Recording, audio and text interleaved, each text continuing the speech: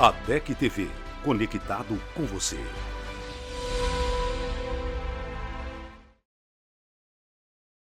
A Bíblia nos traz lições infinitas e para compreendê-las melhor, contamos com o nosso super time de teólogos e professores. Fique agora com lições bíblicas.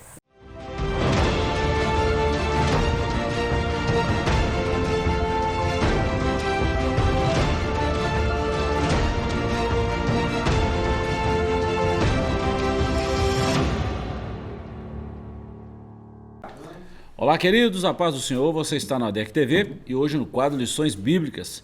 Vamos estudar hoje a lição de número 4, a confirmação de uma promessa. O textuário está em Gênesis capítulo 17 e o versículo 7 e está escrito assim: estabelecerei o meu concerto entre mim e ti e a tua semente depois de ti em suas gerações, por concerto perpétuo, para te ser a ti por Deus e a tua semente depois de ti.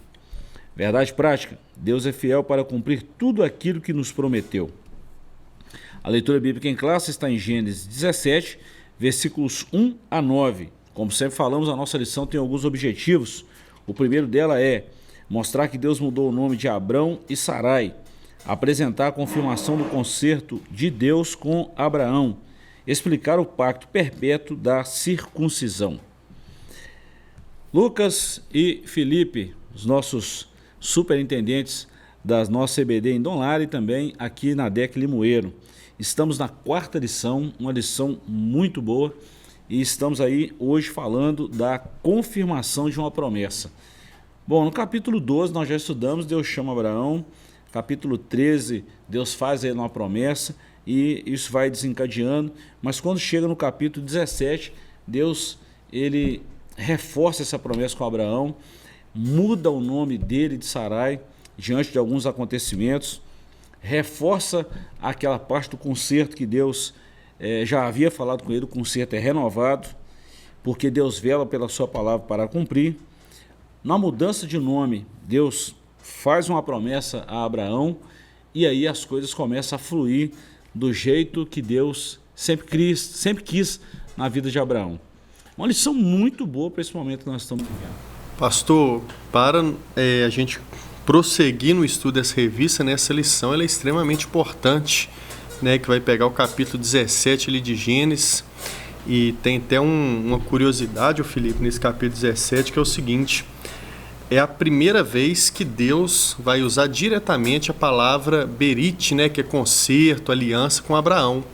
Em Gênesis 15 a gente tem até o escritor de Gênesis falando, né, e foi esse o concerto que Deus fez com Abraão, mas a primeira vez que Deus fala com Abraão, este é o meu concerto, essa é a minha aliança, é em Gênesis 17, que a gente vai estudar hoje, né? Até então Deus havia feito promessas e agora Deus firma essa aliança, esse acordo com Abraão, né? E num contexto que Abraão estava duvidando, né? A gente vai ver isso também, Abraão estava duvidoso e Deus vai firmar essa aliança com ele. Até aqui tem sido muito bom e eu creio, pastor, que com essa lição a gente vai ver isso também, já tem visto que o principal ensinamento que a gente pode tirar na vida de Abraão é o processo, que Abraão era um homem de fé, é o pai da fé, mas que ele teve que passar por um processo para chegar nesse nível de fé, né? Esse processo nenhum homem de Deus escapa dele, Felipe. O presbítero Edvaldo falou isso em 2 lições anteriores e ele vem bater nessa tecla, falamos isso, né, Lucas? E foi muito bem colocado por ele, esses 4 P's aí, da mesma forma que a gente tem os 4 P's do marketing, tem também os 4 P's aí de Deus, né? O propósito e também o processo. Esse processo, se queimou uma etapa, volta lá na estaca zero de novo. Não tem como pular uma etapa, não é igual o jogo de videogame que vai pulando etapa e não tem como, tem que concluir, tem que fazer certinho. E foi o que aconteceu com Abraão nessa lição de número 4 que nós vamos estudar hoje. O próprio Deus, nós vemos aqui que primeiro Deus faz uma revelação da totalidade daquilo que Deus faria com Abraão e através da vida de Abraão, nós estudamos nas lições passadas, só que aqui Deus vai pontuando de maneira específica cada promessa, tanto que ele faz o concerto sobre a promessa do filho, vai gerar filho, vai ter filho, vai ser uma grande multidão. E Deus faz isso, completa isso, esse início que foi lá em Gênesis 12, completa isso agora no capítulo 17, mostrando, fazendo um pacto com Abraão, um concerto com Abraão, uma aliança. Deus mostrando para Abraão, ó, independentemente de qualquer coisa, vai se cumprir a promessa, porque tem a minha palavra, o meu concerto. Eu estou te dando, na verdade, Deus dá uma garantia aqui, fazendo um concerto com Abraão, uma aliança com Abraão, Deus dá a garantia a Abraão, vai acontecer. E Abraão está duvidando, Abraão está duvidoso no capítulo 17. Nós vamos estudar isso durante essa lição de hoje, mas Abraão está duvidoso, mas mesmo assim Deus reafirma, falando, vai cumprir. Eu tô estabelecendo um concerto, e o meu concerto é inquebrável. Mesmo que você quebre a sua parte, a minha parte é inviolável, não vai ser violada. Lucas, vamos lá. Deus chama Abraão, ele tinha 75 anos, e aos 100 anos, aos 99 anos, Sara fica grávida. Abraão tinha 99, Sara tinha 89. Quando Isaac nasce, Abraão tem 100, Sara tem 90. Você imaginou 25 anos esperando, vivendo essa promessa, mas pensa o coração de Abraão depois que ele segura o pequeno Isaac no colo e lembra daquilo que Deus prometeu há 25 anos atrás. Pastor, a gente lê, né, a história de Abraão, de Isaac, a gente não consegue vislumbrar qual o tamanho do milagre foi. Porque Abraão, ele tinha uma série de problemas. Ele já era muito idoso, aí tudo bem, a pessoa, por mais difícil que seja, um homem idoso ainda consegue gerar, por mais difícil que seja. Mas esse não era o único problema. Sara já era extremamente idosa, biologicamente ela não podia mais ter filhos, aí é impossível, né? E além disso, para piorar ainda mais a situação, ela era estéril. Então, a situação de Abraão, se fosse qualquer um de nós, duvidaria também, porque era impossível. Só que aí a gente precisa lembrar daquele texto de Lucas 1,37. Para Deus nada é impossível. E isso evidenciou na vida de Abraão. Só que ele não deixou de ter dúvidas, né, pastor? Isso tudo faz parte aí do processo. Palavra-chave da nossa lição de hoje, Felipe, para quem está em casa nos acompanhando aí e através das nossas mídias, a palavra-chave de hoje é promessa. E quando Deus fala, ele cumpre. Se é Deus que falou, ele vai cumprir, né? Jeremias 1,12 está escrito que Deus falou assim: eu velo pela minha palavra para fazer cumprir. Não importa a idade, não importa as circunstâncias, e Deus até vai na contramão humana, né? Aquilo que é muito fácil, das probabilidades humanas, foge daquilo que Deus está planejando ou planejou, e Deus executa segundo a sua vontade. Deus prometeu que Abraão seria pai da multidão de nações, mas ele já estava com 99 anos e a sua esposa estéril estava com 89 anos. Porém, o Eterno mais uma vez trouxe esperança ao coração de Abrão, afirmando: e estabelecerei o meu concerto entre mim e ti, e a tua semente depois de ti em suas gerações. Nesse caso e nessa oportunidade, veremos que Deus é fiel e cumpre suas promessas no tempo certo. Bom, para falar em tempo, Lucas, nós vemos aí duas conotações de tempo na Bíblia. Em Eclesiastes 3, nós vemos duas palavrinhas lá no seu original, Kairos e Cronos. Cronos é o tempo do homem e Kairos é agir no tempo de Deus. O tempo de Deus, assim, a grosso modo, uma interpretação bem popular, né? O Kairos, tempo de Deus, mas o correto é agir no tempo de Deus, e o Cronos, o tempo do homem. A gente vê que não funciona no tempo do homem, sempre vai ser no tempo de Deus. E o tempo de Deus, ele pode acontecer uma série de fatores aí, e alguns podem não entender, e por não entender, acabar não esperando e queimando uma etapa. Mas no final vai ver que o tempo de Deus é o melhor por homem. Todo aquele que tem um propósito de Deus, pastor, ele vai precisar passar por esse tempo. E eu tive o privilégio de estar ministrando a lição 3 lá na DEC Limoeiro nesse último domingo. E uma das coisas que eu falei, né, pro pessoal é que o tempo, ele não é o nosso inimigo, ele precisa ser nosso aliado, né? E uma lição aí que o senhor sempre fala comigo, sempre me ensinou, é que nesse tempo de Deus, entre a promessa e o recebimento da promessa, a gente não pode ficar inerte. A gente tem que aproveitar esse tempo para crescer mais, principalmente na intimidade com o Senhor. Então, Abraão aqui talvez teve um lapso de desespero, e isso é normal, de ver as coisas acontecendo e não ter o cumprimento da promessa, estava se tornando cada vez mais difícil. Só que o tempo, ele não pode ser o nosso inimigo. O tempo, ele precisa ser nosso aliado. Eu já falei isso em uma das gravações, volto a repetir. O plano mais obscuro de Deus é infinitamente melhor que o plano mais claro do nosso coração. Então, se a gente seguir pacientemente nos planos de Deus, né, as coisas naturalmente vão dar certo, porque o plano de Deus é muito mais excelso, muito melhor. Felipe, era para ser muito mais fácil para nós hoje, tendo a Bíblia em mãos, tendo não só a promessa, mas o cumprimento dessa promessa, e muitas vezes a gente bate cabeça com algumas coisas aí. Eu tô lendo o livro de Jó, recente agora, e para a gente que está ali no livro de Jó, a gente já sabe o final do livro de Jó, mesmo no início, principalmente se a gente já tiver lido algumas vezes, né, a gente já sabe. Mas para Jó ter vivido aquilo ali, ele não sabia o final daquilo ali, Deus sabia. A gente sabe o que está em jogo ali, né? A gente sabe o que está rolando ali no livro de Jó. Para a gente que sabe que Deus já fez para Abraão, fez com Jó, fez com Isaac, fez com Jacó, está fazendo com a igreja nos últimos dias, está fazendo com muitos cristãos nos últimos dias. Qual que é a dificuldade em esperar? A gente vai ver que é a ansiedade, o tempo mesmo. Simples, é a aflição. Simples. Quando Deus te chamou e falou o final que seria, então para o senhor vai ser uma incógnita. Assim como foi com Jó, como Abraão. Deus não falou com Abraão. Quando Deus me chamou o Lucas, chamou qualquer um, Deus não deu o final da história. Nós temos exemplos de pessoas que já passaram. Que vai fortalecer a nossa fé, vai. Mas cada história é vivida de maneira particular. Deus leva cada um caminho particular. Só que tem uma coisa, Deus nunca vai abandonar. Deus chama Abraão, Deus faz uma promessa a Abraão. Quando que Deus faz um concerto com Abraão? No momento que Abraão estava mais debilitado, tanto que ele atendeu Sara e foi tentar dar um jeitinho. Nesse momento de debilidade, de dúvida, de tudo que Abraão está vivendo, o que Deus faz? Deus chama Abraão e fala, eu preciso dar algo a mais, mostrar de forma diferente para Abraão. Do mesmo jeito é nosso. Na nossa caminhada, Deus faz a promessa, Deus prometeu que eu vou ser assim, que vai ser assim. Deus prometeu que vai me levar em tal lugar sem assim. Mas quando? Não sabemos. Como? Não sabemos. Muitas das vezes olhando e falando, vai ser impossível. Deus me levar em tal lugar assim, como que vai ser? Não sei como vai ser. E Deus vai, e muitas das vezes vai demorando o tempo, e nós vamos caindo na mesma debilidade de Abraão. Mas o que Deus faz? Deus chama, reforça a promessa e faz um concerto. Falou, opa, aqui, para mostrar para nós que Ele continua agindo, que Ele continua sendo Deus, e que mesmo na nossa debilidade, Ele continua com a sua palavra firme. E nós vemos isso na vida de Abraão, na nossa vida diferente.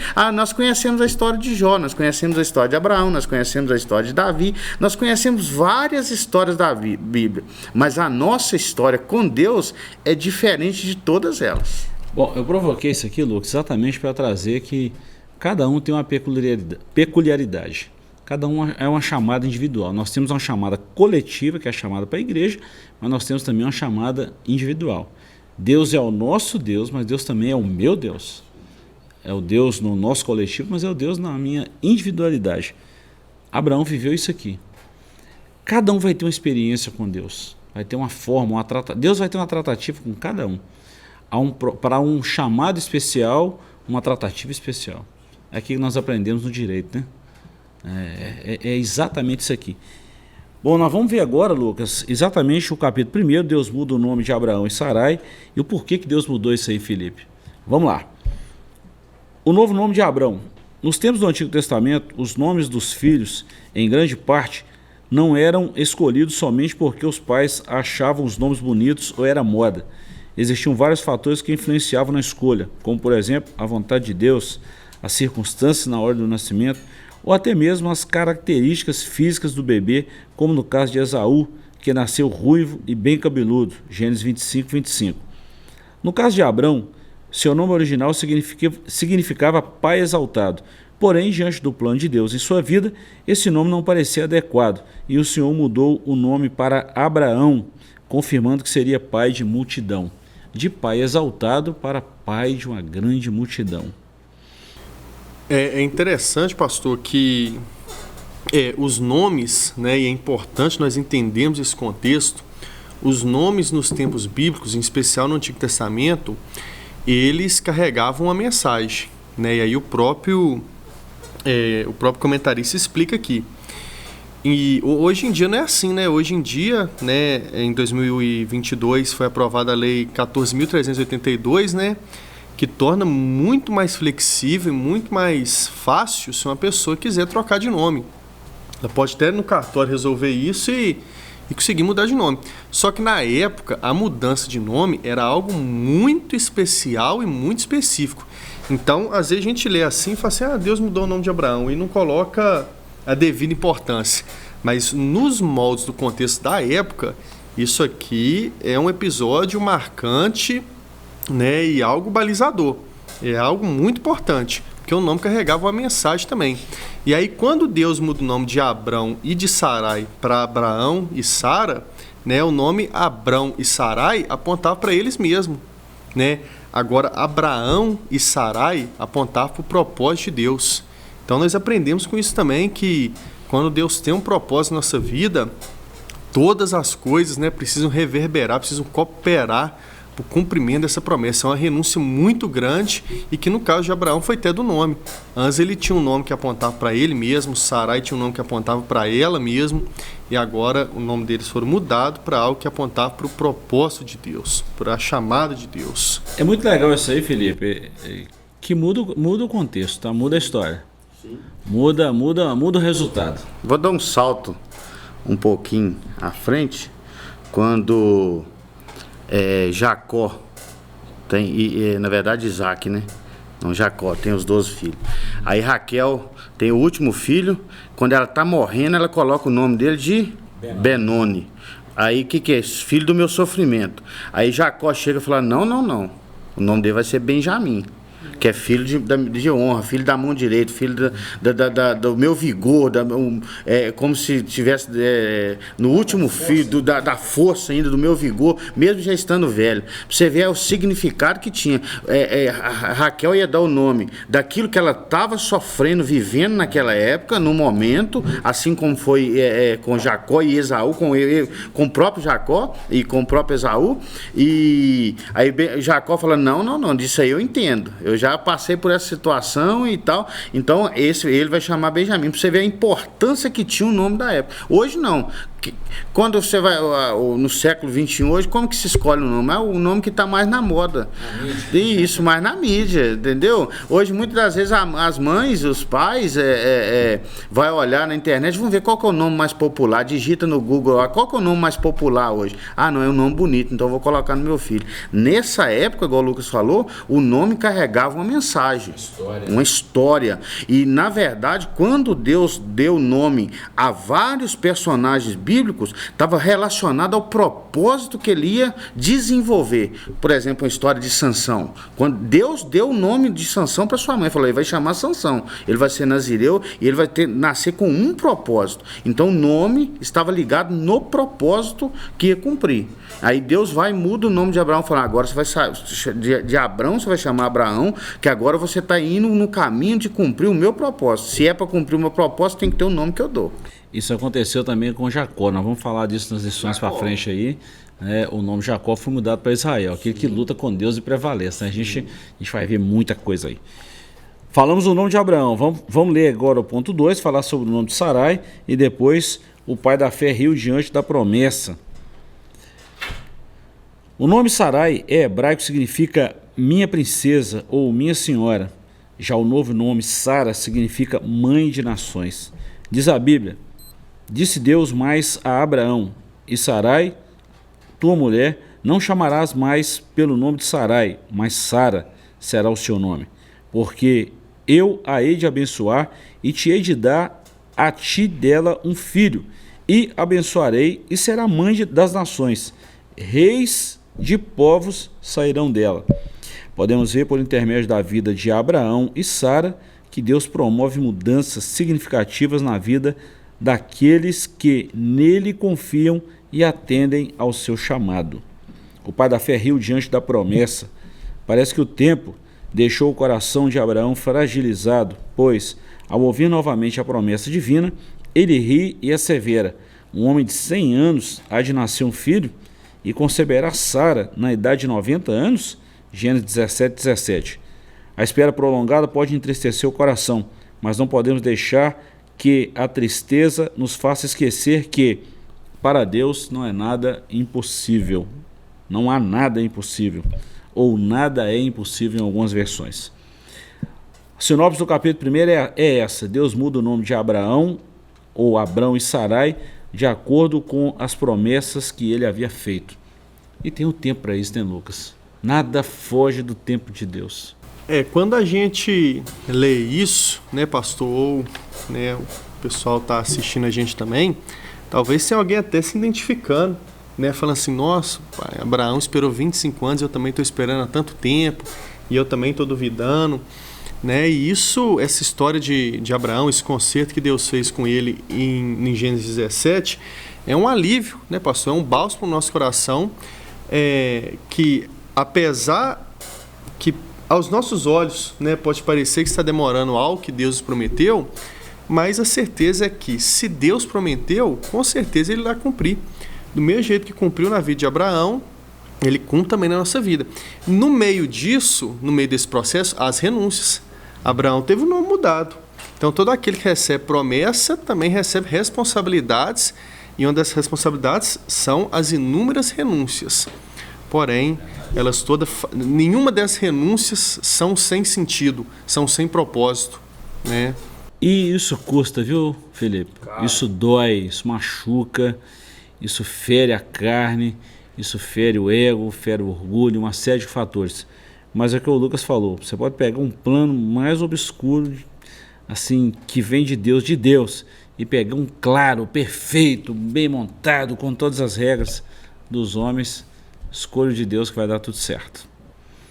Nós vamos para um pequeno intervalo, voltamos já com o segundo bloco dessa lição, que é a lição de número 4, e eu te convido a permanecer com a gente. Não sai daí que voltamos já.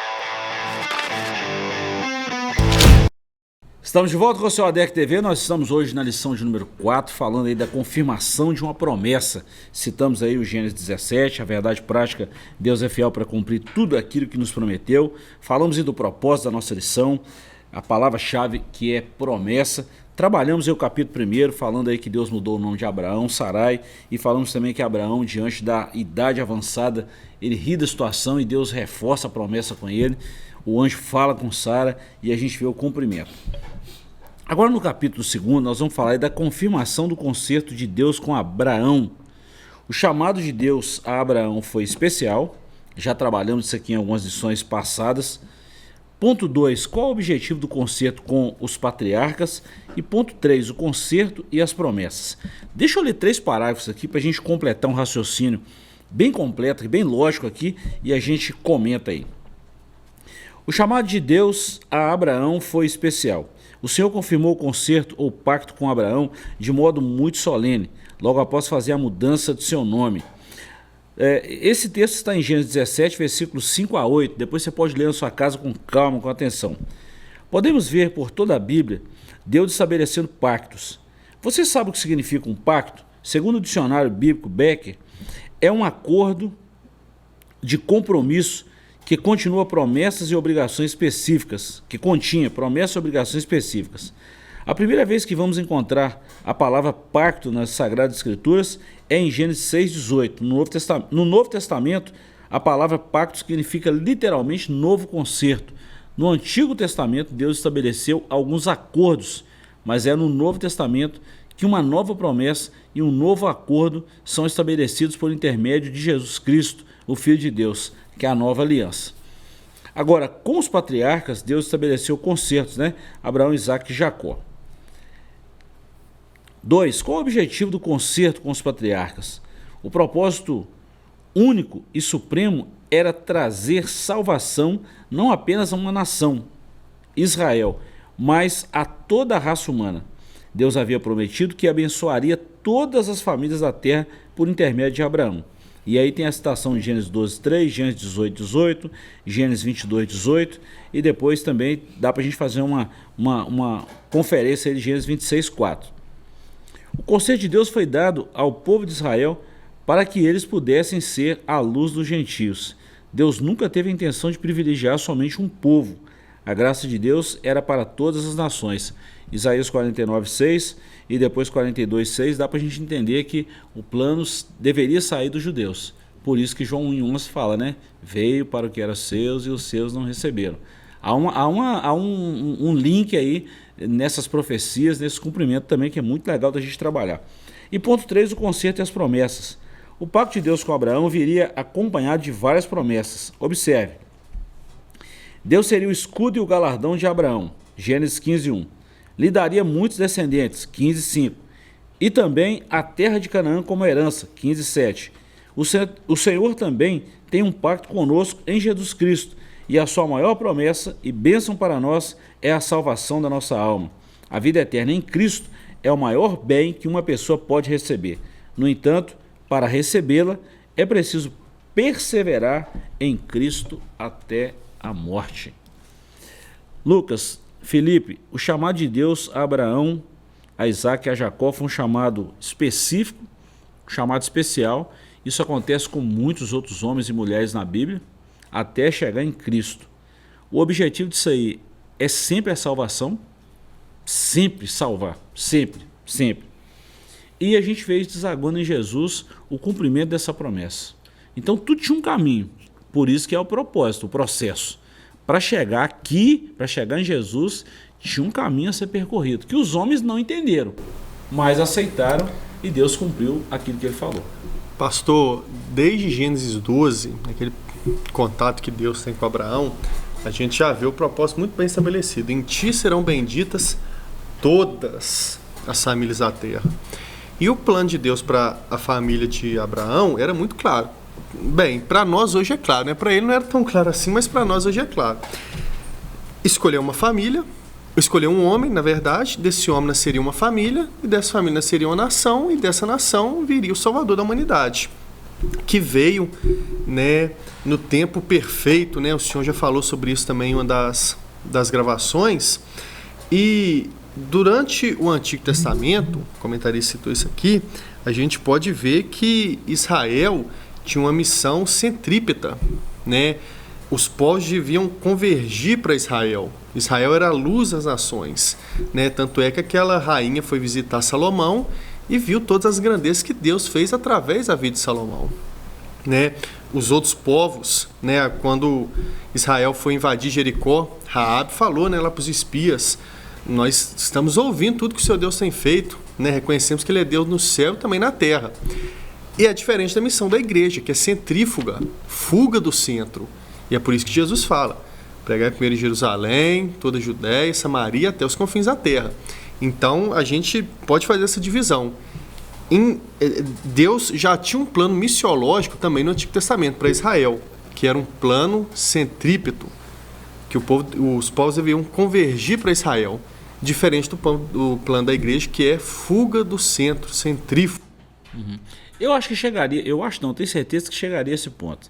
Se a gente pegar Gênesis 10 na confusão das línguas ali, que para muita gente Gênesis 10 é algo fictício, Felipe, não é. Os homens queriam se aglomerar num determinado lugar. E queriam fazer uma torre chegando até os céus. Eles queriam fazer aquilo ali para mostrar que eles tinham controle, tinham poder, que eles não iriam cumprir um propósito de Deus que já estava estabelecido, de encher e povoar a terra. Aí Deus fez o que fez. Então, eu acredito também, Lucas, perfeitamente, que à medida que a gente vai caminhando com Deus, Felipe, Deus vai revelando o plano. Sim. Eu vou te dar uma prova disso. João 7, versículos 56 a 58, quando Jesus estava discutindo ali com os fariseus, os saduceus, aquela turma toda ali, e ele falou assim, até dessas pedras Deus pode tornar filho de Abraão. Aí Jesus falou que conheceu Abraão. E Jesus falou assim, antes que Abraão existisse, eu sou.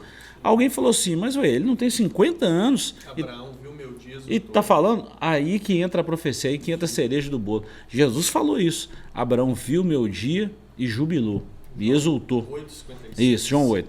Ele fala isso. Ele citou isso aí e falou assim, ó, Abraão viu meu dia e jubilou. Abraão era um profeta. Então eu acredito que essa palavra, à medida que a gente vai caminhando com Deus, Deus vai mostrando o plano. A gente não vai entender tudo por completo, mas a próxima geração pega mais um pouquinho, a próxima pega mais um pouquinho, até que chegou em Cristo. E a gente sabe disso. E isso é tão interessante que nós vamos olhar a história de Abraão. Se nós formos pegar, Deus começa a desenvolver essa história com pessoas, usando pessoas, não é em Abraão somente. Abraão é dando continuidade. Quando Deus dá o veredito para o homem depois do pecado, o homem pecou, Deus chama a Eva, fala, ó, você vai multiplicar as 12 quando você ter parto, e da sua semente vai nascer um que vai esmagar a cabeça da serpente. E daí veio as primeiras gerações até Noé, de Noé até Abraão, e Abraão é só uma sequência do projeto de Deus. Deus vem usando homens individualmente. Quando chega em Abraão, Deus faz uma promessa diferente do que Deus tinha feito até então. Abraão, por isso que é uma promessa, o chamado especial, um momento especial. Deus pega Abraão e a partir de Abraão Deus muda completamente o cenário de que Deus vinha já trabalhando, Deus já vinha movendo no projeto para chegar em Cristo. O Cristo não foi anunciado no Novo Testamento, Cristo foi anunciado lá no Gênesis, desde que o mundo existiu. João 1 já começa falando a respeito disso, mas no sentido do cumprimento da promessa para chegar em Cristo, Deus começou a trabalhar com Abraão num projeto diferente. Falou, a partir de você eu vou te engrandecer, você vai se tornar uma grande nação, e dessa nação vai vir um Cristo. E isso foi se revelando e concretizando ao longo da história, e a nação sempre variando entre servir a Deus e não servir, Deus sempre trabalhando no meio ali, mas o processo sempre continuando sem interferência. Sempre teve um remanescente, né? Sempre teve. Sabe o que eu gosto desse negócio? Que a gente vai estudar história, vai falar de genealogia, de nomes e tal. Se a gente pegar a genealogia em Mateus, genealogia de Jesus em Mateus, você vai ver uma expressão ali que é muito legal de se estudar, e que é um código que está ali por trás dessa genealogia, que fala assim, e de fulano até fulano 14 gerações. Depois dá uma estudada. Quem está em casa, que gosta de estudar a Bíblia, gosta de ter essa curiosidade, dá um Google depois, pesquisa, procura alguns livros, tá? É muito legal isso aí, é muito legal, muito legal. E não é à toa que está registrado lá não, tá? Não é à toa. Tanto é que termina a preocupação de Mateus é mostrar exatamente a descendência de Jesus, termina em Abraão. Se você pegar em Lucas, ele tem a preocupação de mostrar que ele é filho do homem. Então, se você perguntar, antes de concluir em Abraão, fala assim, e vem chegando até Adão e Adão de Deus. É um negócio muito legal. Olha a importância do nome, olha a importância desses registros, né? Olha a importância de ter isso assim bem arquivado, bem detalhado. São evidências e provas que Deus controla a história, Deus controla tudo, e ele vai cumprir aquilo que ele já falou. E esse era o objetivo de Deus com os patriarcas. Qual que era o objetivo de Deus, para nós responder a pergunta que o comentarista fez? Qual que era o objetivo de Deus com os patriarcas? É isso aí, desenvolver o plano da salvação. Exatamente. Através dessa família que viria o Salvador, dessa família que se tornaria uma nação, e essa nação daria o Salvador. Vamos falar dessa genealogia, ó. De Abraão veio Isaac, de Isaac veio Jacó, de Jacó as 12 tribos. Numa dessas tribos, a tribo de Judá, veio o nosso Senhor. Muito legal. Olha pra você ver, quando chega em Gênesis, eu estava lendo o livro do Gênesis uma certa feita, chega no capítulo 37, começa a história de José. Quando chega no capítulo 38, interrompe a história de José e chega na história de Judá e Tamar. Eu li o capítulo 38 e falei, mas que lógica que tem o capítulo 38 no meio desse Egito, aqui? né? No Egito. Não tem nada a ver essa história com o que o escritor está desenrolando aqui, não tem nada a ver. Passei e fui embora. Na segunda vez que eu fui ler o livro do Gênesis, passei ele de novo e falei, não, tem alguma coisa aqui. Aí que você vai entender por que aconteceu aquilo, qual que é o sentido da história de Judá, por que os filhos de Judá morreu, o que os filhos estavam fazendo, porque da tribo de Judá tinha a promessa que viria o Salvador. E eles não estavam querendo ter descendência, deixar descendência. E Deus está falando, não, vocês estão completamente ao contrário do meu propósito. Então Deus escolheu uma família, uma nação e uma tribo, e da tribo da sequência. E o propósito de Deus prevalece. O que a gente precisa deixar claro que aquilo que Deus planejou vai acontecer, Lucas. Vai acontecer. A tempo ou a fora de tempo, eu estou falando a tempo e a fora de tempo no linguajar humano, sim. Mas no tempo de Deus vai acontecer. Vai acontecer, isso aí é fato, não tem como mudar. Ninguém querer mudar isso. Não tem como mudar. A gente aprende também, pastor, que talvez a gente tá falando esse negócio aqui de conselho, de aliança, e alguém pode imaginar assim, uma barganha, mas de nenhuma maneira, é graça. Era graça de Deus com a vida de Abraão, de Isaac, de Jacó, de Judá e de todos esses que passaram por esse processo. É graça de Deus para com os homens. Verdade. Bom, nosso tempo está quase concluindo aqui, mas deixa eu falar aqui do capítulo 3, só acho que é bem pequenininho, tá? O pacto perpétuo da circuncisão, e também é uma aliança que Deus fez ao longo do Antigo Testamento com algumas pessoas, ou com algumas nações, ou com a nação de Israel. E agora, hoje, nós vamos falar desse pacto aqui. Todo macho será circuncidado, ponto 1, quando deveria ser feita a circuncisão. E o ponto 3, a circuncisão do coração, que a gente já pega o Novo Testamento aí, partes de profecia do Antigo Testamento, mas o cumprimento no Novo. Na renovação do concerto de Deus com Abraão, ele incluiu o pacto da circuncisão. Deus lhe disse que aquele seria o sinal visível da aliança entre ele e a descendência de Abraão, uma marca perpétua que lembraria o compromisso da fidelidade de Deus. Quando deveria ser feita a circuncisão? O bebê do sexo masculino deveria ser circuncidado ao completar 8 dias de nascido. Gênesis 17:12. A circuncisão é feita entre os judeus até os dias de hoje, sendo realizada por especialistas e com o uso de anestesia. Ponto 3, circuncisão do coração. Em obediência à determinação de Deus, Abraão realizou esse ato em seu filho Ismael, quando este tinha 13 anos, e todos que estavam em sua casa. Ele próprio também foi circuncidado quando já estava com 99 anos de idade. Gênesis 17, 23 a 27. Não podemos esquecer de que a circuncisão física era inútil para aqueles cujo coração permanece incircunciso. Tem o texto de Jeremias 9, 25 26, e depois Paulo reforça isso em Romanos 2, 25. Mas como é realizada a circuncisão do coração?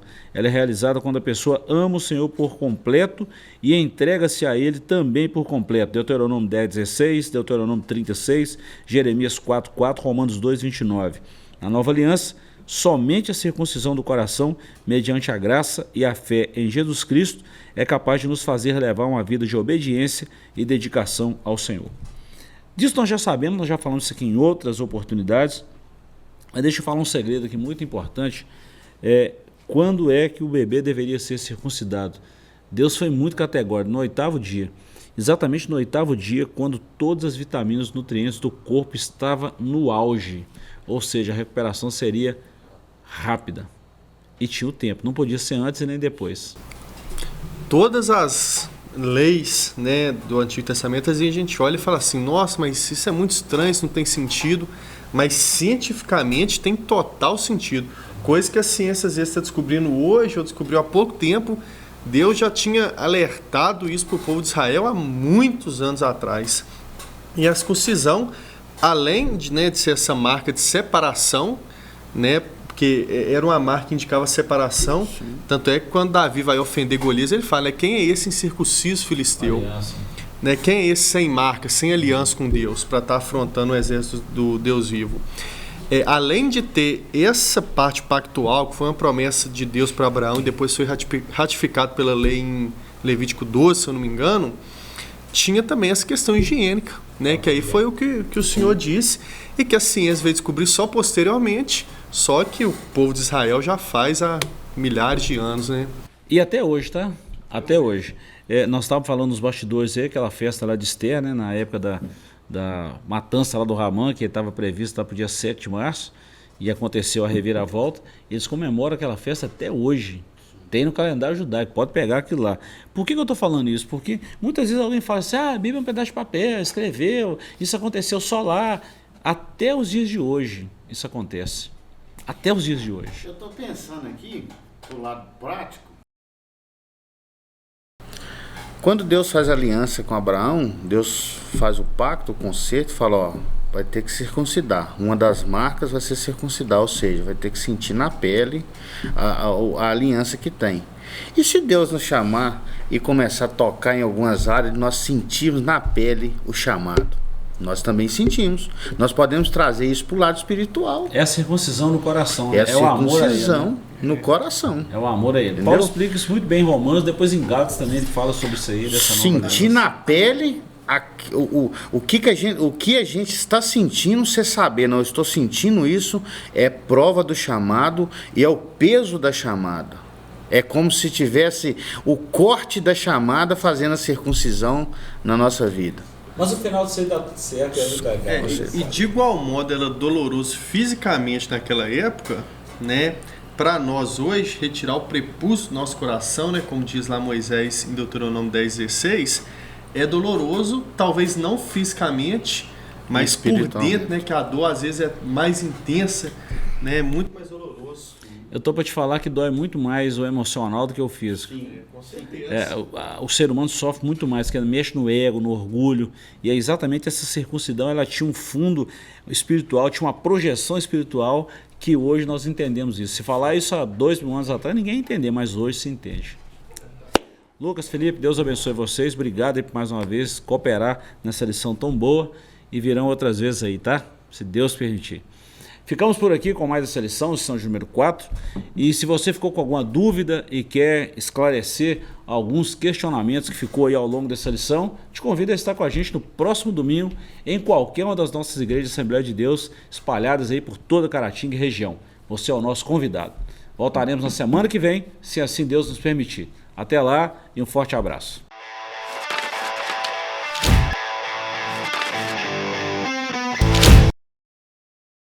Lâmpada para os meus pés é a tua palavra e luz para o meu caminho. Muito obrigada por nos acompanhar em mais uma lição e até a próxima.